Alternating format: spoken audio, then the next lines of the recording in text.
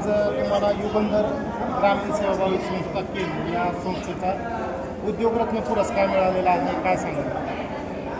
आज मला खरोखर एक वेगळा आनंद झालेला आहे। या अगोदर मला महाराष्ट्र शासनाकडनं आत्मांतर्गत नाविन्यपूर्ण प्रयोगशील शेतकरी पुरस्कार मिळाला, बऱ्याच मोठ्या पुण्यातल्या सेवाभावी संस्थेकडनं पुरस्कार मिळाला। पण आज माझ्या गावातल्या, माझ्या मातीच्या राहणाऱ्या मी माझ्या मातीतल्या गावात आज सेवाभावी युगंधर सेवाभावी संस्था ग्रामीण संस्था यांच्या वतीनं जो मला सोलापूर उद्योगरत्न पुरस्कार जो आज सन्मानित करण्यात आला मला। एक पुरस्कार म्हणजे काय असते, जर एखाद्या नवीन उद्योगाला चालना मिळण्यासाठी पाठीवर थाप टाकली जाते आणि त्यांना प्रेरणा मिळते आणि माणूस पुढे जातो, हे या पुरस्काराचं खरं खरं स्वरूप असतं।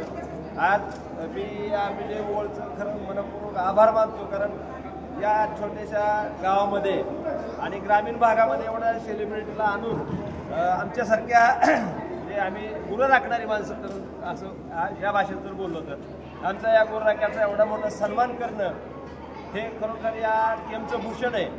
आणि मला गावातला सन्मान मिळाला याचा खूप आनंद झाला। मला ह्याच्या अगोदर अनेक सन्मान मिळालेत, पण लोकांची मन आहे तिथं विकत नाही। पण खरंच मी असं सांगतो की या गावामध्ये खरंच मला सन्मान आहे, माझ्या प्रोडक्टला मागणी आहे, प्रोडक्ट चांगल्यापैकी विकला जातो गावामध्ये आणि गावात सन्मान केला जातो चांगला।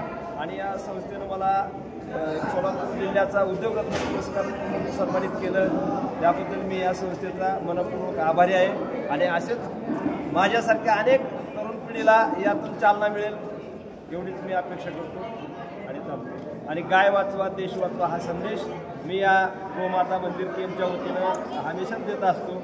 आज मी खरोखर मी विजय ओवळचा मनापासून एवढ्यासाठी अनेक आभार आहे, कारण सेलिब्रिटी हा कुणाचा सन्मान स्वीकारत नाहीत असं मी ऐकलं होतं, पण आमचा या गुरुराख्याचा सन्मान त्यांनी, आमच्या प्रोडक्टचा सन्मान स्वतःने त्यांनी स्वीकारला आणि ते विजय ओवळनी स्वीकारण्यासाठी त्यांना विनंती केली आणि त्यांनी सन्मान स्वीकारला। आमच्या गाडीपाशी फोटो काढला, कारण हे सेलिब्रिटी सहजासहजी असे फोटो वगैरे कुठं काढत नाहीत, पण त्यांनी तो आमचा सन्मान स्वीकारला।